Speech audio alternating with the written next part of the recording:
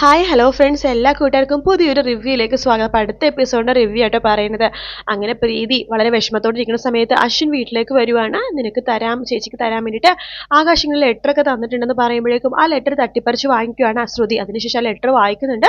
അതൊരു മരണക്കുറിപ്പ് പോലത്തെ ലെറ്റർ ആട്ടോ. നീ ഇല്ലാതെ എനിക്ക് ജീവിക്കാൻ പറ്റില്ല, ഞാൻ എൻ്റെ ജീവിതം ഇവിടെ ഫുൾ സ്റ്റോപ്പ് ഇടുവാണ്, ഞാൻ പോകുവാണ് Preethi, I love you Preethi, bye bye എന്നൊക്കെ പറഞ്ഞിട്ടാണ് ലെറ്ററിൽ എഴുതിയിരിക്കുന്നത്. അത് വായിക്കുമ്പോഴേക്കും നമ്മുടെ ശ്രുതിയും ആകാശം അശ്വിനും തമ്മിൽ പരസ്പരം ഇങ്ങനെ നോക്കിക്കൊണ്ടിരിക്കുകയാട്ടോ. കള്ളത്തരം കാണിച്ചിട്ടല്ല അവർ ചെയ്യണത്.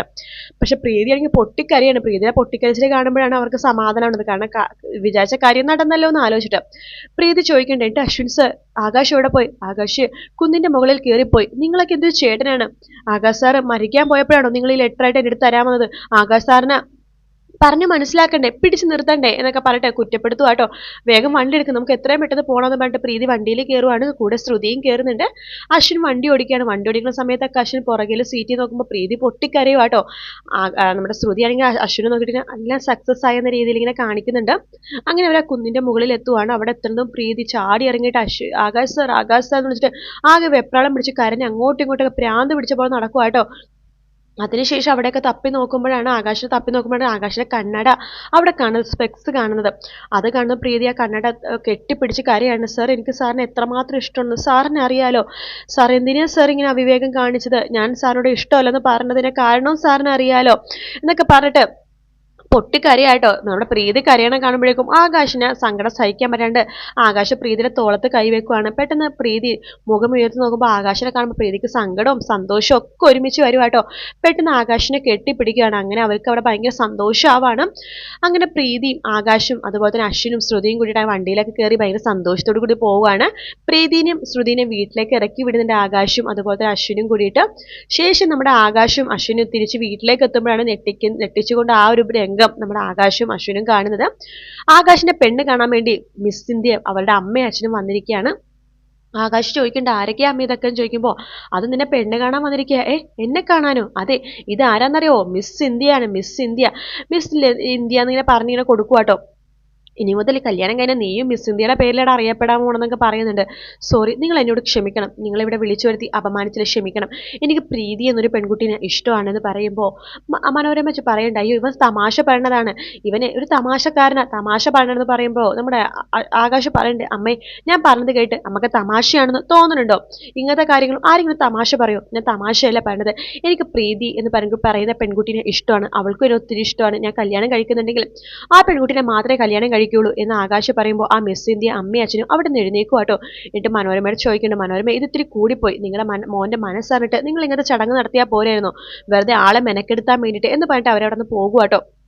അപ്പോഴേക്കും അവർ പോയിക്കുമ്പോൾ മനോരമ ചോദിക്കുന്നുണ്ട്, നീ എന്താണ് പറഞ്ഞത്? ആ കീറസാരിക്കാരുടെ ചേച്ചിനെ നിനക്ക് ഇഷ്ടമാണെന്നോ? എടാ ആകാശെ നോക്ക്, നീ ഒരുപാട് സിമ്പിളാണെന്ന് എനിക്കറിയാം, പക്ഷെ കല്യാണം സിമ്പിളാക്കാന്ന് നീ വിചാരിക്കേണ്ട. എനിക്ക് കല്യാണത്തിന് ഞാൻ സമ്മതിക്കില്ല, ഞാൻ മരിച്ചാലും സമ്മതിക്കില്ല എന്ന് പറയുമ്പോൾ ആകാശ് പറയണ്ട, അമ്മേ എനിക്ക് അവളെ ഒത്തിരി ഇഷ്ടമാണ് അമ്മേ, ഞാൻ പറഞ്ഞതല്ലേ അമ്മയെടുത്ത്. ആകാശ് നോക്ക്, നിനക്ക് വേണ്ടി നല്ല സൗന്ദര്യവും പണവും വിദ്യാഭ്യാസവും വിവരമൊക്കെ ഉള്ള പെണ്ണിനെ ഞാൻ നോക്കുള്ളൂ എന്നൊക്കെ പറയുമ്പോൾ മുത്തശ്ശിയും അതുപോലത്തെ അവിടെയുള്ള എല്ലാവരും പറയുന്നുണ്ട്, മനോരമേ പണവും സ്വർണ്ണവും ഒക്കെ ഉണ്ടെന്ന് വെച്ചിട്ട് നമ്മുടെ സന്തോഷം വിലക്ക് വാങ്ങാൻ പറ്റോ? ഒരിക്കലും ഇല്ല.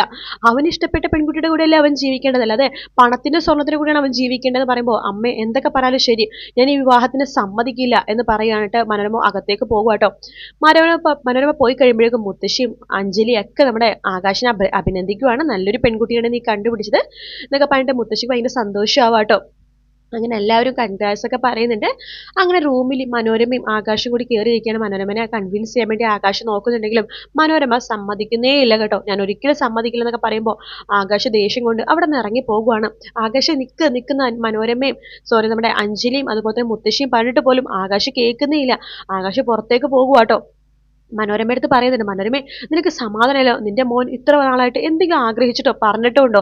അവന് ആദ്യമായിട്ട് ഒരു കാര്യം ആഗ്രഹിക്കുന്നതും ഒരു കാര്യം പറയണതും ഇത്ര ദേഷ്യം വരണതും നിനക്കത് മനസ്സിലായിക്കൂടെ എന്നൊക്കെ പറയുമ്പോൾ ഞാൻ ഒരിക്കലും സമ്മതിക്കില്ലമ്മേ, ആ ദരിദ്രവാസി പെണ്ണെക്കെട്ടെ ഞാൻ സമ്മതിക്കില്ല, പണമില്ല സ്വത്തുമില്ല ഒന്നുമില്ല എന്നൊക്കെ പറയുമ്പോൾ പെട്ടെന്ന് നമ്മുടെ ആകാശിന്റെ അച്ഛനുണ്ടല്ലോ മനോരമയുടെ ഭർത്താവ് മോഹനൻ, അങ്ങേർക്ക് ദേഷ്യം വരും കേട്ടോ. അപ്പൊ അങ്ങേര് പറയുന്നുണ്ട്, മനോരമേ നീ ആദ്യം ഈ കുടുംബത്തിലേക്ക് വന്ന അവസ്ഥ നീ ഒന്ന് ആലോചിച്ച് നോക്ക്.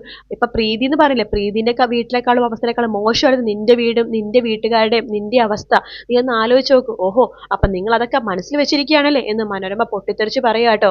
അങ്ങനെ മനോരമ പറയുന്നുണ്ട്, ഇനി ഞാൻ ഈ വീട്ടിൽ നിൽക്കില്ല, നിങ്ങൾ എല്ലാവരും കൂടി കല്യാണം നടത്തിക്കോ, ഞാൻ ഇവിടെ നിന്ന് ഇറങ്ങി പോവാം എന്ന് പറയുമ്പോൾ പെട്ടെന്ന് മോഹനങ്ങൾ പറയുന്നുണ്ട്, അത് നീ ഇറങ്ങിപ്പോയിക്കോ, അല്ലെങ്കിൽ നിന്റെ ആവശ്യം ഇവിടെ എന്താ, നീ പോവാൻ നോക്ക്, നീ വീണ്ടും പോവാൻ നോക്ക് ഇവിടെ തന്നെയാന്ന് പറയാം, നിനക്കല്ലെങ്കിലും ഇവിടെ നിൽക്കാൻ ഒരു അർഹതയില്ലെന്നൊക്കെ പറയുമ്പോൾ മനോരമ കെട്ടും പാണ്ടൊക്കെ എടുത്ത് പോവാട്ടോ. അപ്പോൾ മുത്തശ്ശിയും അതുപോലെ തന്നെ അഞ്ജലിക്ക് വളരെ വിഷമത്തോട് പറയുന്നുണ്ട്, മനോരമ പോവല്ലേ എന്ന് പറയുന്നുണ്ട്.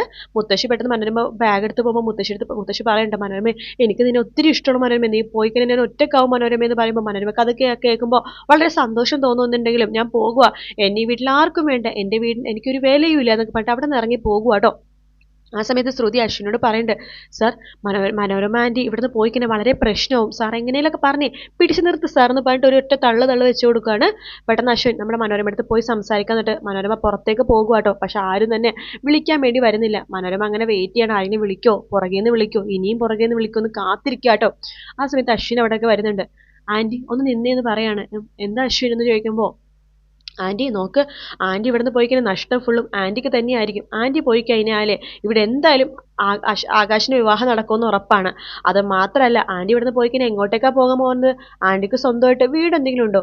ആൻറ്റി പഴയ പോലെ വല്ല വാടക വീട്ടിലോ പോയി നിൽക്കേണ്ടി വരും. ഇവിടുത്തെ പോയുള്ള അവസ്ഥ ഒന്ന് ആൻറ്റി ആലോചിച്ച് നോക്ക്. ഇത്രയും നാള് ഇവിടെ ഇത്രയും ലാഭിഷായിട്ട് ജീവിച്ചിട്ട് പെട്ടെന്നൊരു ദിവസം ആൻറ്റിക്ക് എല്ലാം വിട്ടിറങ്ങി പോകാൻ പറ്റുമോ? ആൻറ്റിക്ക് തീരുമാനിക്കാം. മാത്രമല്ല സ്വന്തം മോനെ ഭർത്താവിനെ വരെ നഷ്ടപ്പെടും. മോഹനങ്ങളുടെ സ്വഭാവം അറിയാലോ, എന്തിനു തീരുമാനിച്ചു കഴിഞ്ഞാൽ പിന്നെ അത് വേണ്ടെന്ന് വെക്കോ, പിന്നെ ആൻറ്റിനെ ഒരിക്കലും ആക്സെപ്റ്റ് ചെയ്യില്ല കേട്ടോ എന്ന് പറയുമ്പോൾ മനോരമക്ക് ആകെ ടെൻഷൻ ആവാട്ടോ. ഇനി ആൻറ്റിക്ക് എന്താണെന്ന് ആൻറ്റിക്ക് തീരുമാനിക്കാം എന്ന് പറഞ്ഞിട്ട് അശ്വിൻ അകത്തേക്ക് കയറി പോവാണ്. അപ്പം മുത്തശ്ശിയും അഞ്ജലിയും ചോദിക്കണ്ടേ, എന്താ അശ്വിനെ നീ പറഞ്ഞിട്ടെങ്കിലും മനോരമ ആൻറ്റി കേട്ടോ എന്ന് പറയുമ്പോൾ അശ്വിൻ തിരിഞ്ഞു നോക്കുമ്പോഴേക്കും മനോരമ പെട്ടിയും ഇടയ്ക്കിടയ്ക്കായിട്ട് തിരിച്ചു വരുവാട്ടോ. അങ്ങനെ മനോരമ പറയുന്നുണ്ട്, ശരി ഞാൻ വിവാഹത്തിന് സമ്മതിക്കാം, പക്ഷെ ഒരു കാര്യം, എൻ്റെ ഇഷ്ടത്തിന് പോലെ വിവാഹമൊക്കെ നടത്തണം, അതൊക്കെ ഞങ്ങൾ ഏറ്റുകൊള്ളാം എന്ന് മുത്തശ്ശി പറയണ്ട. അങ്ങനെ വിവാഹം മംഗളമായിട്ട് നടക്കുവാട്ടോ.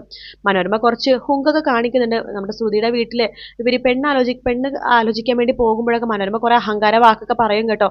പക്ഷെ സത്യം പറഞ്ഞാൽ നമ്മുടെ പ്രീതിനെ ഒന്ന് അതായത് ആകാശിന് വേണ്ടി തരാവോ എന്ന് മുത്തശ്ശിയും അഞ്ജലിയും അശ്വിനും ആകാശും അതുപോലെ തന്നെ മനോരമയും മോഹനങ്ങളും അവിടെ വീട്ടിലെല്ലാവരും കൂടി ഒരുമിച്ചിട്ടാണ് പോകുന്നത്.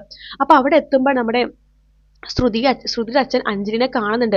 ആ സമയത്ത് ശ്യാം എന്നൊക്കെ പറയാൻ വേണ്ടി ശ്രമിക്കുന്നുണ്ടെങ്കിലും ആർക്കും ഒന്നും മനസ്സിലാവില്ല. പക്ഷെ ശ്രുതിക്ക് ചെറിയ ഡൗട്ട് തോന്നും കേട്ടോ. അഞ്ജലിനെ കാണുമ്പോൾ ശ്യാം എന്ന് പറഞ്ഞത് എന്തായിരിക്കും അച്ഛൻ എന്ന് തോന്നും. പക്ഷെ നമ്മുടെ അശ്വിൻ വളരെ മാന്യമായിട്ടാണ് കേട്ടോ ശ്രുതിയുടെ അച്ഛനും അമ്മയടുത്തൊക്കെ സംസാരിക്കുന്നത്. ശ്രുതിയുടെ അച്ഛന് പെട്ടെന്ന് അസുഖം കൂടുമ്പോഴേക്കും നമ്മുടെ അശ്വിൻ പറയുന്നുണ്ട്, ശ്രുതി നമുക്ക് ഹോസ്പിറ്റലിൽ കൊണ്ടായാലും മരുന്ന് എന്തെങ്കിലും മേടിച്ചെടുത്താലോ എന്നൊക്കെ പറയുമ്പോൾ ശ്രുതിക്ക് ഭയങ്കര സന്തോഷമാവാട്ടോ. അങ്ങനെ നല്ല നല്ല ഭാഗങ്ങൾ അതിനിടക്ക് നടക്കുന്നുണ്ട്. പക്ഷെ ഞാൻ പറയാൻ പോണത് ഈ ഭാഗങ്ങളൊക്കെ പിന്നീട് പറയാം. ഇനി ഇവരുടെ കല്യാണം കഴിഞ്ഞിട്ടുള്ള ഭാഗം പറയാം. നമ്മുടെ ആകാശിന്റെ പ്രീതിയുടെ വിവാഹമൊക്കെ വളരെ സൂപ്പറായിട്ട് തന്നെ നടക്കും കേട്ടോ. അങ്ങനെ അവരുടെ ചടങ്ങും കാര്യങ്ങളും നടക്കുമ്പോഴാണ് എല്ലാവരും ഞെട്ടിച്ചുകൊണ്ട് വേറൊരു സംഭവം അവിടെ നടക്കുന്നത്. അതായത് ഇവരുടെ വിവാഹം കഴിഞ്ഞിട്ടുള്ള ദിവസം തന്നെയാണ് നമ്മുടെ അശ്വിനും പ്രീതിയും തമ്മിലുള്ള വിവാഹം നടക്കുന്നത്. അശ്വിൻ വളരെ ശ്രുതിയും തമ്മിലുള്ള വിവാഹം നടക്കുന്നത്. അശ്വിൻ നിർബന്ധിച്ചിട്ടാണ് ശ്രുതിനെ വിവാഹം കഴിപ്പിക്കുന്നത്. കാരണം അശ്വിന്റെ മനസ്സിൽ ഇത്രയേ ഉള്ളൂ, ശ്യാമിൽ നിന്നിട്ട് ശ്രുതിനെ എങ്ങനെയെങ്കിലൊക്കെ രക്ഷപ്പെടുത്തണം. അതിനുവേണ്ടിയാണ് നമ്മുടെ അശ്വിൻ ശ്രുതിനെ വിവാഹം കഴിക്കുന്നത്. പക്ഷെ ശ്രുതിയുടെ വിചാരം അശ്വിൻ അയാളുടെ കാര്യങ്ങൾ കാണാൻ വേണ്ടിയിട്ടാണ് തന്നെ വിവാഹം കഴിക്കണമെന്നാണ് ശ്രുതി തെറ്റിദ്ധരിക്കുന്നത്. പക്ഷെ അശ്വിൻ ശ്രുതിനെ രക്ഷിക്കാനാണ് നോക്കുന്നത്. അപ്പോൾ അവരെ വിവാഹം കഴിഞ്ഞിട്ട് ഭയങ്കര രസകരമായിട്ടുള്ള ഭാഗങ്ങളൊക്കെ തന്നെയാണ്. ശരിക്കും പറഞ്ഞാൽ ഈ ഭാഗങ്ങളൊക്കെ പെട്ടെന്നാണ് ഹിന്ദിയിൽ കവർ ആവണത്. ശരിക്കും പറഞ്ഞാൽ അടുത്ത ആഴ്ച തന്നെയാണ് നമ്മുടെ ശ്യാം ഒരു ഫ്രോഡാണെന്ന് നമ്മുടെ ശ്രുതി മനസ്സിലാക്കുന്നതും അതുപോലെ തന്നെ ആകാശിന്റെ പ്രീതിയുടെ വിവാഹം ഉറപ്പിക്കുന്നതും ലാവണ്യ അതുപോലെ തന്നെ അശ്വിനും കൂടിയിട്ട് കാര്യങ്ങളൊക്കെ പറഞ്ഞ് മനസ്സിലാക്കിയിട്ട് അവർ തമ്മിൽ പിരിയണ ഭാഗങ്ങളും ഒക്കെ തന്നെ ശരിക്കും പറഞ്ഞാൽ 2 ആഴ്ചയുടെ ഗ്യാപ്പിലാണ് വരുന്നത്. പക്ഷെ ഇതിൽ എത്ര നാളാകും നമുക്ക് എന്തായാലും കാത്തിരുന്നതിനെ കാണാം. വീഡിയോ ഇഷ്ടപ്പെട്ടെങ്കിൽ ലൈക്ക് ചെയ്യുക, സബ്സ്ക്രൈബ് ചെയ്യുക, കമന്റ് ചെയ്യുക. മറ്റൊരു വീഡിയോ ആയിട്ട് വീണ്ടും കാണാം ഫ്രണ്ട്സ്. അതുവരെ ടേക്ക് കെയർ, ബൈ ബൈ.